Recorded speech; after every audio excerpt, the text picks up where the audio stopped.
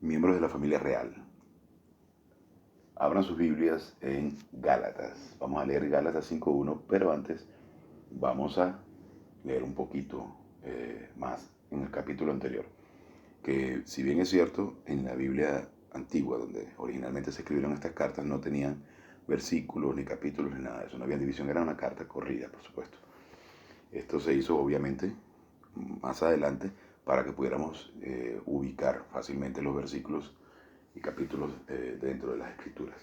Entonces vamos a leer un poquito acá, donde Pablo le habla a la iglesia de Gálatas y dice en el 4:28, así que hermanos, o sea, miembros de la familia real, nosotros, como Isaac, somos hijos de la promesa. Pero como entonces el que había nacido según la carne perseguía al que había nacido según el Espíritu, así también ahora, refiriéndose probablemente a él mismo cuando perseguía a los cristianos, también ahora, más, ¿qué dice la Escritura?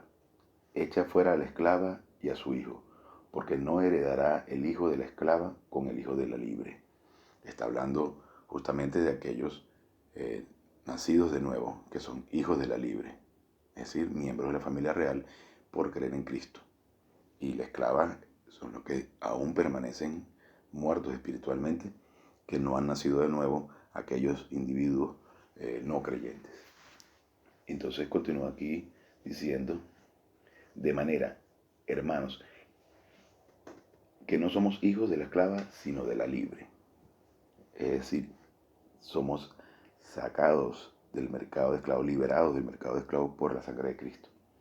Y entonces en el 5.1 nos dice, estad pues firmes en la libertad con que Cristo nos hizo libres, y no estéis otra vez sujetos al yugo de esclavitud. Nosotros, a partir del instante de creer en Cristo, somos rescatados del mercado de esclavos. Cristo, con su infinito pago en la cruz, con su muerte en la cruz, paga el rescate por el género humano. Somos nosotros los que, aprovechando, creyendo en la obra de salvadora de la cruz, podemos ser separados para la eternidad con Dios. Es decir, nosotros disfrutamos del privilegio de ser rescatados del mercado de esclavos y luego tenemos la libertad de ser presos de nuevo a través de nuestras independencias, a través de nuestros pecados, decidiendo entonces seguir presos. Es decir, nosotros podemos, ya no tiene poder la naturaleza de pecado en nosotros, pero somos quienes le damos el poder. Es como quien se divorcia y aún le deja la llave de la casa a la expareja. Entonces, tenemos el poder de rechazar a la naturaleza de pecado. Es libertad absoluta. Podemos seguir presos, esposados por nuestras propias decisiones. Ya la naturaleza de pecado no tiene poder, pero se lo cedemos. Párense firmes con la libertad con que Cristo nos hizo libres. Es la libre voluntad del individuo la que decide si seguir o no seguir a Dios. Somos nosotros en quienes en nuestra abolición, en nuestra libertad, en nuestra soberanía, la que decide cederle el poder a la naturaleza de pecado. Entonces, quiero continuar un poquito sobre el tema de la soberanía, la libre voluntad del individuo, que es la institución divina número 1. Recuerden que estamos estudiando el tema de las 4 instituciones divinas, que son aquellas que Dios establece para que el género humano se perpetúe, con un doble propósito. El primero, que Cristo viniese a nacer. Y la segunda intención, la segunda razón, es precisamente para que se complete la familia real de Cristo. Y es total libertad, es completa libertad. Creer o no creer en Cristo es la primera oportunidad que tiene el género humano para decidir si se mantiene como esclavo o quiere ser libre, solo por creer en el sacrificio de Cristo en la cruz. Y luego, una vez habiendo nacido de nuevo, tener la libertad de citar o no citar nuestros pecados, estar o no en comunión. Y una vez que sabes y comprendes y te convences que realmente depende exclusivamente de la obra salvadora de Cristo en la cruz, que podemos ser aceptos ante los ojos de Dios, que recibimos la imputación de la rectitud de Dios para poder tener una comunión sana, perfecta, como Dios así nos indica, para poder entonces estar en comunión con Él. Entonces es nuestra libertad, constantemente nuestra libertad. Y entonces también tenemos la libertad de decir si cometemos o no algún pecado, si citamos nuestro pecado o no. Por eso es importante que se entienda la mecánica de de primera de Juan 1.9, que no depende en ningún momento de que podamos portarnos bien o no. La mejor obra de bien espiritual, de bien divino que podemos hacer es reconocer nuestros pecados, nuestras independencias ante Dios. Y recuerden que pecado es actuar independientemente de Dios. A veces intento utilizar la palabra independencia para que no se vea con esa connotación religiosa que se le ha dado a la palabra pecado. Entonces tenemos la oportunidad de pararnos ante la cruz, que es literalmente lo que estamos haciendo en el momento que citamos nuestro pecado. En ese instante, en lugar de poner los ojos en nosotros, lo estamos poniendo en Cristo, en la obra salvadora de la cruz. Entonces es ese instante en el que no estamos intentando, bajo ningún concepto, bajo ningún medio, hacer algo que nos pueda hacer, que podamos creer que es agradable ante Dios. Porque lamentablemente las religiones se han encargado de hacernos creer que por alguna forma, algún comportamiento humano, nosotros podamos ser aceptos ante los ojos de Dios. Cuando claramente la palabra de Dios nos dice, he allí mi Hijo muy amado en quien tengo complacencia. Entonces la única manera de ser agradable ante los ojos de Dios es justamente confiar en la obra salvadora de la cruz. Entonces cuando estamos citando nuestro pecado, estamos en ese instante volviendo al momento de la cruz para decir, Padre, cometí este pecado, está siendo humilde el momento de reconocerlo y estamos diciéndole, Dios, gracias porque sé que este pecado fue pagado en la cruz por tu Hijo muy amado en quien tienes complacencia. Esto es como, eh, y de hecho vamos a explicar un poquito hoy de lo que significa citar nuestros pecados, ¿no? Y lo que significa eh, primera de Juan 1.9. Básicamente estamos en ese instante citando un caso legal. Entonces dice sí, que es un tercero condicional, o sea, a lo mejor sí, a lo mejor no. Si citamos, que es homologueo, que significa caso legal. Si citamos un caso legal, Dios es fiel y justo para perdonar nuestras independencias y purificarnos de todo mal hacer. Y el mal hacer es esa obra de bien humano en la naturaleza de pecado, creyendo nosotros que de alguna forma podemos agradar a Dios. Entonces, si citamos un caso legal, es como si estuviésemos en un juicio y estamos citando una jurisprudencia en el cual le solicitamos al juez que nos libere porque en un caso anterior alguien pagó una deuda con la justicia de la misma forma en la que nosotros, y fue perdonado, y estamos solicitando que se nos absuelva de nuestro delito, pues basándonos en la misma decisión del tribunal o de algún tribunal en el pasado en un caso igual. De la misma forma, nosotros al momento de pararnos ante el juzgado y decir, este fue el delito cometido, pero de igual forma, una persona que cometió, que pagó todas nuestras independencias, fue perdonado. Es decir, Padre, sí, presento mis independencias, tú las vaciaste en tu Hijo Jesús, por lo cual dos personas no pueden pagar por el mismo delito.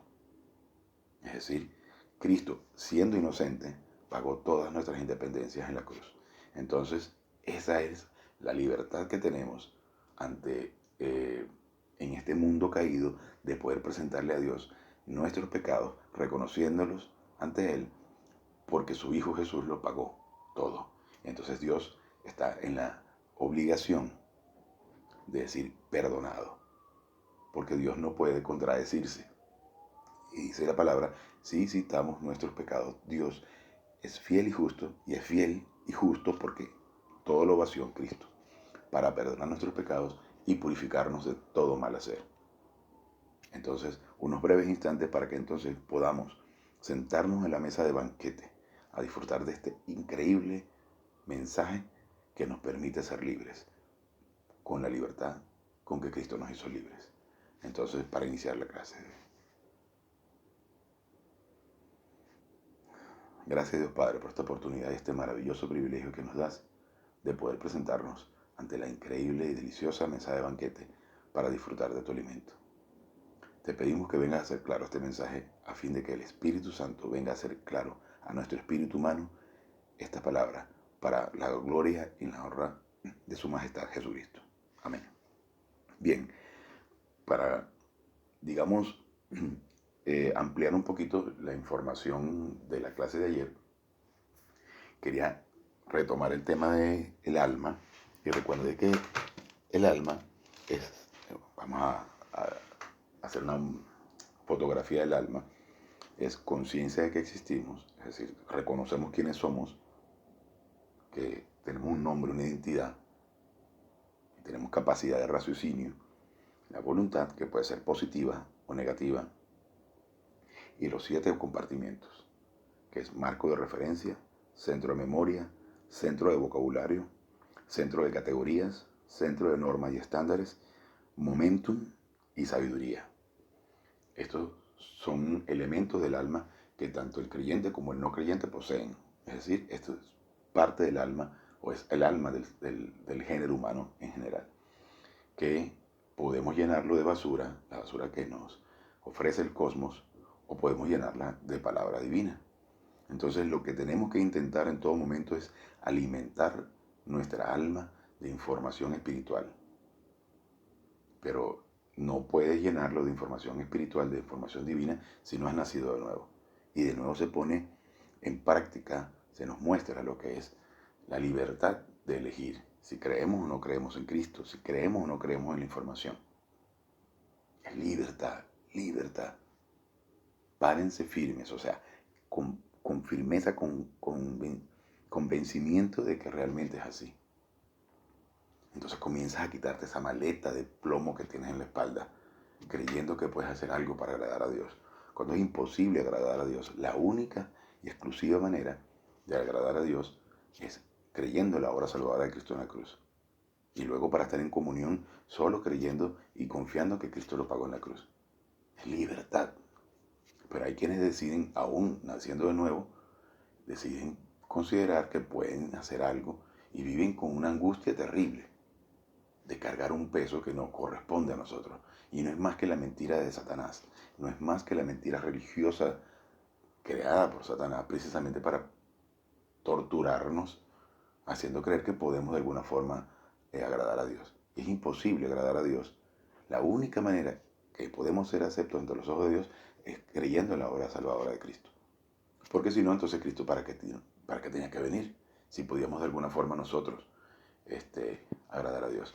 Y en el juicio final, el no creyente se va a presentar con su maleta de obras.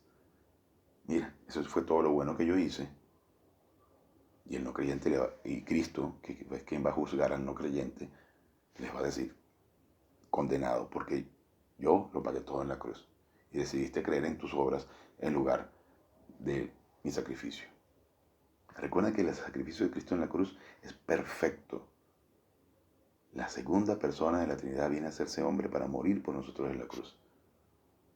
Entonces es allí donde entra el tema de la soteriología, que es el estudio teológico sobre la palabra soter o sotería, que luego se puede traducir de dos formas, salvación y libertad.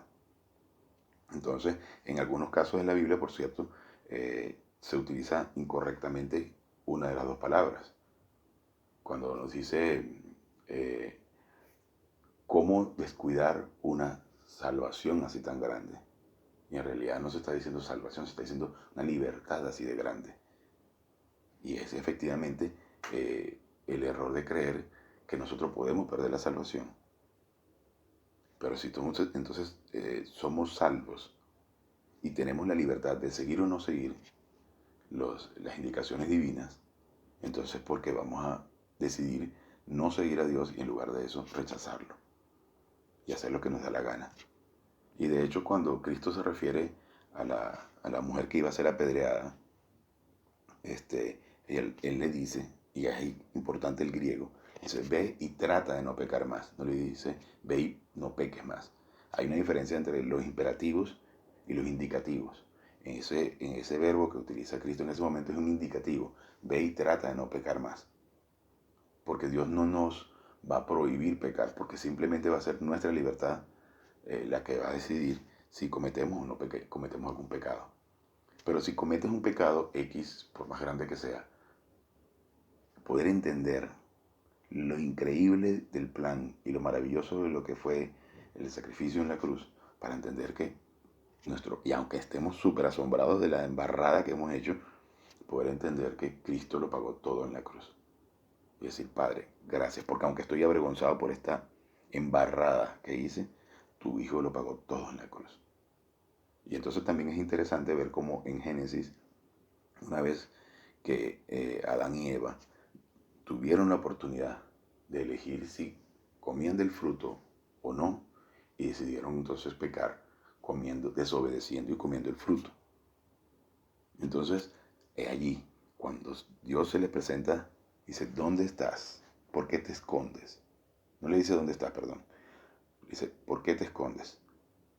Porque Dios obviamente sabía dónde estaba. Dice, ¿por qué te escondes? Y entonces, muy cobarde, dice, la mujer que tú me diste, enseguida culpa a la mujer. Y es muy interesante ver también cómo inmediatamente ellos crean una religión, una moralidad, un comportamiento moral entre ellos, haciendo de alguna forma, tratando de convencerse que de esa forma podían alcanzar la aprobación de Dios. Y se visten avergonzados, se dieron cuenta inmediatamente que estaban desnudos, porque están ya muertos espiritualmente. Y en ese instante se tapan, tápate tú, tápate, no, tápate aquí, porque si nosotros nos vemos morales el uno ante el otro, entonces inmediatamente Dios nos puede ver de la misma forma. Cuando lo único que realmente importa es cómo Dios nos ve, no cómo nos vemos entre nosotros. Nunca debemos estar tratando de buscar la aprobación del género humano. Pero es increíble porque de alguna forma siempre lo estamos haciendo. Aquí no hay nadie que pueda decir que es mejor que otro. Aquí nosotros no estamos aquí para observar el comportamiento del otro, para juzgar a nadie, para tratar de criticar, meter nuestra nariz en el problema de otro, en las debilidades de otro. Si nosotros entendemos eso y que debemos observarnos y tratar de presentarnos ante Dios aprobados, como obreros que no tienen de qué avergonzarse, entonces efectivamente dejamos de meter nuestra nariz en los asuntos de otro. Entonces es importante que entendamos que no se trata del comportamiento, porque la moralidad no tiene nada que ver con la espiritualidad. Un no creyente puede ser moral, pero no necesariamente es espiritual. Mejor dicho, pero no es espiritual porque no ha nacido de nuevo. El creyente puede ser, al ser espiritual, también es moral. ¿En qué sentido? Que tiene un comportamiento que efectivamente es agradable ante los ojos de la gente. Pero es porque está concentrado en Dios. Entonces tiene un comportamiento que realmente es moral. Pero en realidad no tiene nada que ver con la moralidad. La espiritualidad es todo lo que, vamos a entenderlo así, todo lo que un no creyente puede hacer no tiene nada que ver con la espiritualidad. Nosotros podemos ser morales cuando somos espirituales, pero un no creyente no puede ser espiritual porque no ha nacido de nuevo.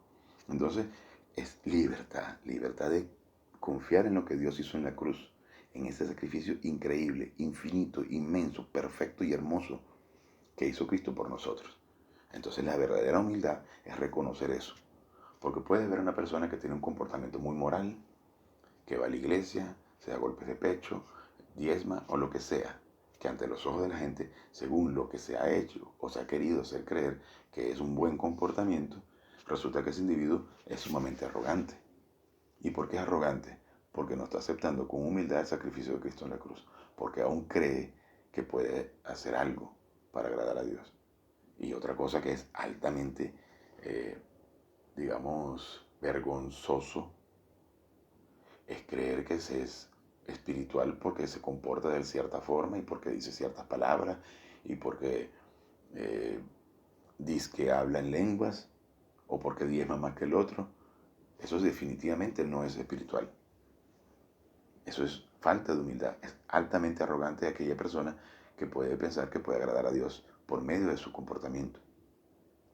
Como de igual forma es increíblemente arrogante aquella persona que puede pensar que pierde la salvación si comete algún pecado.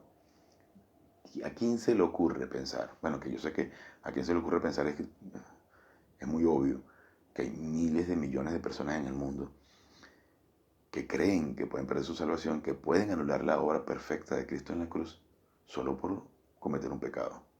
Imagínense qué arrogancia tan grande de pensar, bueno, Padre, mira, tú estuviste satisfecho con la obra de Cristo en la cruz al punto que lo resucitaste el tercer día, pero resulta que yo, porque mentí, robé o qué sé yo, hice alguna tontería, una estupidez, yo puedo anular la obra de Cristo en la cruz, yo debo hacer algo entonces para agradarte. Es la arrogancia máxima llegar a ese punto de creer que se puede anular la obra de Cristo en la cruz. Entonces ahí está cuando nos dice, por lo cual estoy seguro que ni la muerte ni la vida, ni ángeles ni principados, ni lo presente ni lo porvenir, ni lo alto ni lo profundo, o sea, nada. Pero por si acaso hay duda, dice, ni ninguna cosa creada nos podrá separar del amor de Dios que es en Cristo Jesús. Es increíble ese pasaje donde nos habla de lo indivisible que estamos con Cristo al momento de creer en su sacrificio. Entonces es imposible perder nuestra libertad, nuestra salvación, una vez que ya hemos nacido de nuevo. Pero cuando comprendes entonces que al nacer de nuevo no pierdes la salvación, entonces comienzas a crecer espiritualmente y tienes la oportunidad de ponerte al estudio de la palabra de Dios y comenzar a ser cada vez más libre. Entonces no hace falta ir a un establecimiento a colocar unas velitas, a dar un dinerito, a presentarte ante un individuo, a confesarte en un cuartito.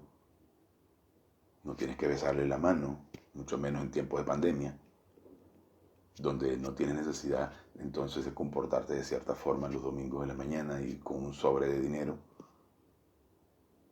o decir aleluya, gloria a Dios, porque no tienes necesidad de eso. Entonces no pierdes el tiempo en la basura religiosa, sino entonces puedes concentrarte en crecer espiritualmente y cada vez ser más libre.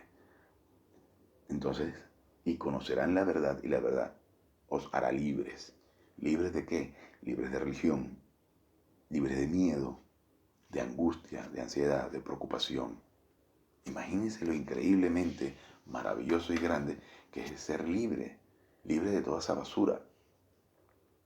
Entonces, porque nos dice en Isaías 64:6, todas nuestras justicias, o sea, todas nuestras obras, son como trapos de inmundicia. Y la palabra en hebreo es más específica y nos dice trapos menstruales, es decir, un cótex, una toalla sanitaria. Todas nuestras justicias, todas nuestras buenas obras son como trapos de inmundicia ante la obra salvadora de Cristo en la cruz. Y también Pablo nos dice, toda circuncidado el octavo día, y habla de quién era él como judío.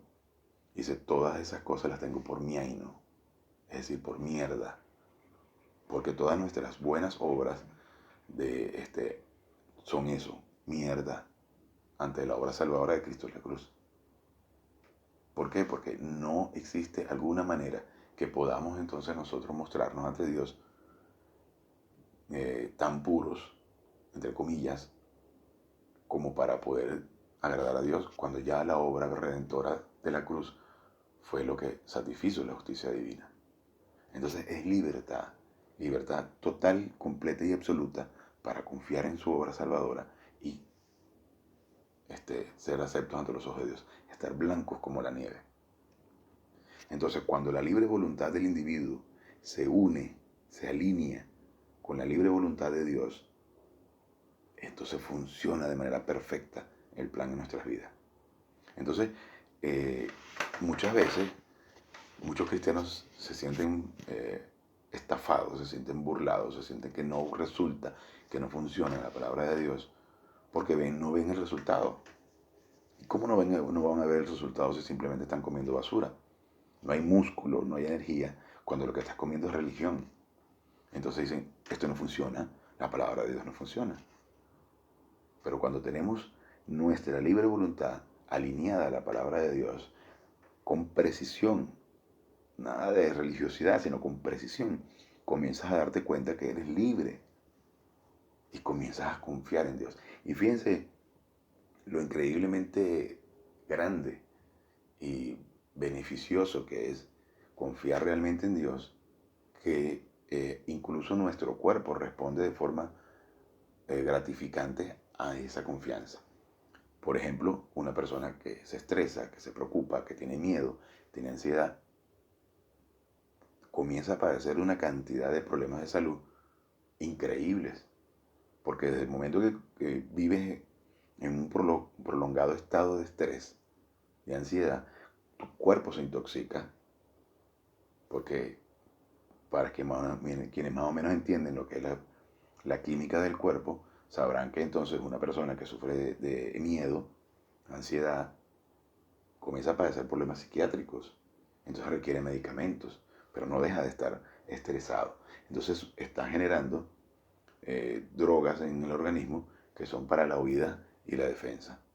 Y esas drogas, como la adrenalina, causan efectos dañinos al cuerpo como dolores musculares, hipertensión arterial, ACV, infartos, en el mejor de los casos, estreñimiento, y por tener estreñimiento puede sufrir de cáncer de colon, a lo largo del tiempo por supuesto, hemorroides, o sea, pero solamente por confiar, por relajarse, por tranquilizarse, confiando en la obra de Cristo en la cruz y el maravilloso amor y poder de Dios, comenzamos a tener paz y comienzas a dormir tranquilo, relajado. Y se puede estar cayendo el mundo y tú duermes descansado. Y la gente se pregunta, ¿cómo eres capaz de dormir en estas circunstancias?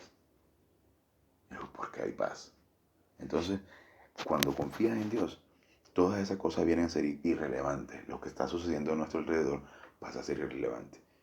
Y claro, cumples con las normativas de ley y te pones tu mascarilla y utilizas tus guantes y mantienes distancia social y utilizas el gel antibacterial porque son parte de las disposiciones legales de las autoridades y hay que respetarlas. Pero no andas con pánico de que te va a afectar un virus. Entonces de eso se trata. En la medida que tenemos la capacidad de someter nuestra libertad, nuestra voluntad a Dios, entonces al alinearse comienza a tener paz. Y entonces ser esclavo de Cristo por amor. O sea, seguirlo por amor, no por miedo de perder la salvación, que es lo que muchas veces quieren inculcar en la religión. Y muchas veces dirán, bueno, pero ¿por qué ataca tanto la religión? Porque definitivamente ha sido vencido Satanás y la religión es satánica. Y hay que poner muy claro ese punto. Y yo sé que cada vez que alguien escucha en la clase y es un individuo religioso y escucha eso, golpean el rostro y aunque tenga mucho sentido, simplemente lo rechazan. Porque el individuo negativo rechaza la verdad. Y no estoy aquí para ser simpático, agradar a todo el mundo. Estoy aquí para ser preciso y enseñar la palabra de Dios con precisión. Porque es lo que Dios nos dice en la Biblia. Hoy en día entendemos el concepto de fariseo como hipócrita, pero los fariseos eran una secta, o son una secta, si existe todavía no lo sé la verdad, dentro del judaísmo, que eran de los máximos cumplidores de las escrituras del Antiguo Testamento y eran reconocidos como grandes cumplidores de la ley, pero al final de cuentas no eran más que unos hipócritas y Cristo se los dice en su cara: ustedes son hijos de su padre el diablo. Imagínense nada más y nada menos. Individuos que dentro del Sanedrín eran respetados porque se creían que eran los máximos cumplidores de las escrituras. Y Cristo los llama hipócritas, sepulcros blanqueados. Imagínense qué horrible es una osamenta,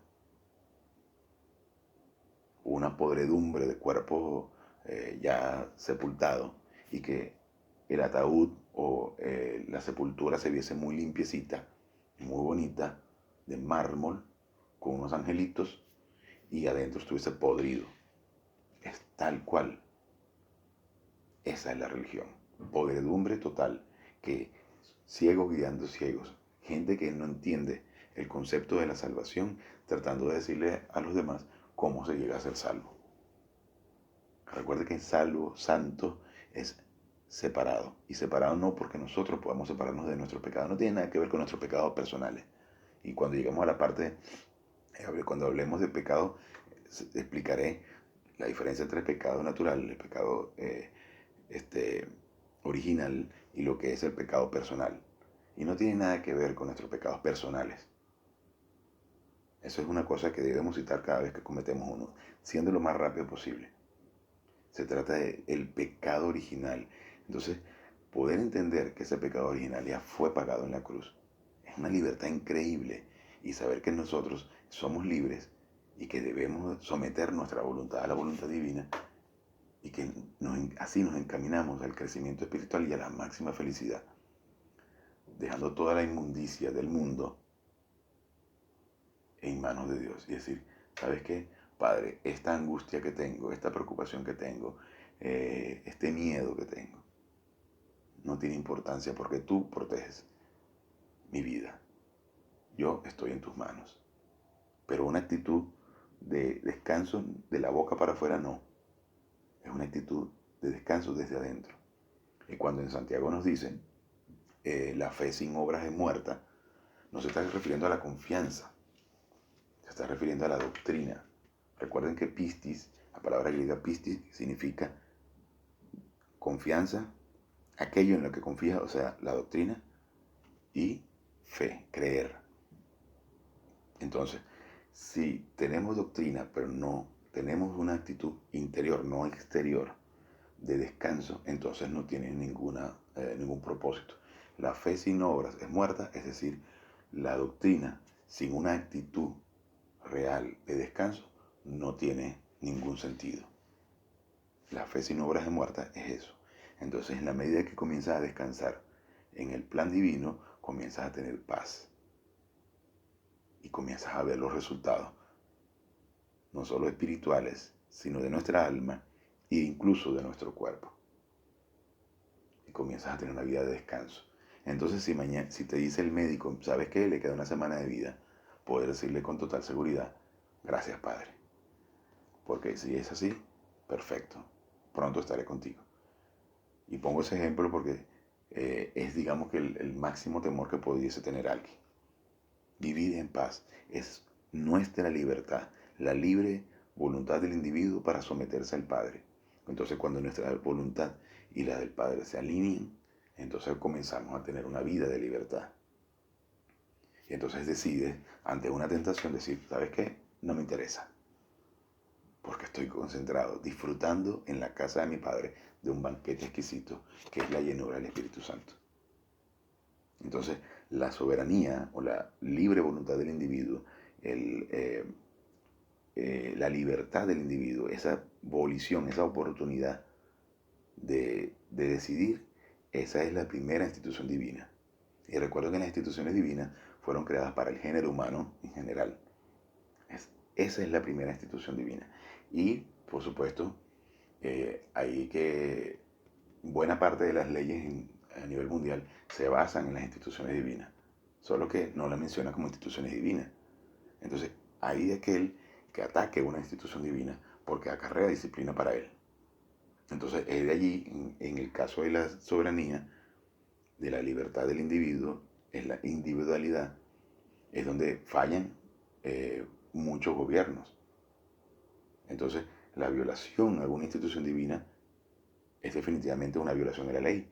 Es allí donde no robarás, no matarás, no violarás. O sea, todo lo que implica el irrespeto a una institución divina, que es La libre voluntad del individuo es la individualidad de la persona. Entonces, es allí. Y de hecho, matrimonio, es ahí donde viene la infidelidad, y por esas razones se justifica el divorcio, no solo en la Biblia, sino también en la mayoría de las leyes. Y la familia, donde un gobierno debe involucrarse en cómo debe un padre guiar a sus hijos, educar a sus hijos, y la nación, o sea, la violación de los territorios por parte de fuerzas externas. Entonces, buena parte de las leyes se basan en las 4 instituciones divinas. Y esta, la primera institución divina que fue creada por Dios en el jardín del Edén, y le permitió a Adán y Eva, les permitió que tomaran decisiones. Por eso le colocó el árbol del bien y el mal, precisamente para que tuviesen la libertad de elegir entre rechazarlo u obedecerlo. Entonces, ahí está. De hecho, las 2 primeras instituciones divinas fueron creadas en el Edén. La tercera y la cuarta fueron como consecuencia de la caída, para que precisamente se perpetuara el género humano y vinieran a ser el Redentor. Y como consecuencia de eso se formase la familia real.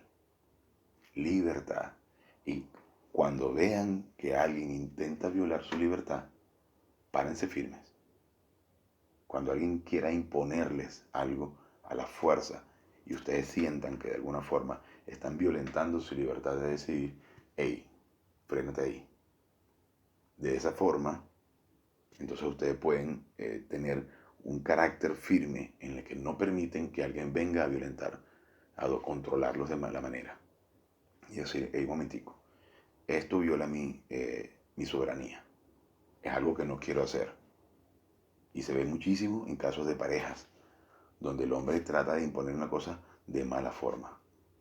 Y trata de agresivamente violentar la libertad. O cuando alguien de pronto intenta manipular con emocionalismo las acciones, la libertad de su pareja. Entonces, hey, un momentico, yo tengo la libertad de decir o no decir. O cuando dice, ¿me puedes hacer un favor? Y tú consideras que eso es un abuso, y tú puedes decir con total firmeza, decirle, ¿sabes qué? No, gracias, no te lo puedo hacer. O no te lo quiero hacer. Es libertad en todo momento. Entonces, las instituciones divinas están allí, diseñadas por Dios, para que nosotros podamos tener la seguridad y que todas las partes se respeten. Entonces, de hecho, la primera institución divina, que es la libertad, la voluntad del individuo de decidir si sigue o no sigue a Dios, en todo momento, y están creadas para todo el género humano. Entonces, allí, confiemos en el maravilloso plan divino y decidamos si seguimos o no seguimos su plan. Pero tratemos de unir nuestra libertad, nuestra voluntad, a la voluntad del Padre. Y ese es el mayor gesto de humildad que podemos presentar ante Dios. Y con esto terminamos la clase de hoy. Gracias, Dios Padre, por esta oportunidad y este maravilloso privilegio que nos das de poder someternos a tu plan. Te pedimos que vengas a hacer claro este mensaje a fin de que lo hagamos propio en nuestras vidas y poder glorificarte como tú realmente mereces. En el nombre de su Majestad Jesucristo.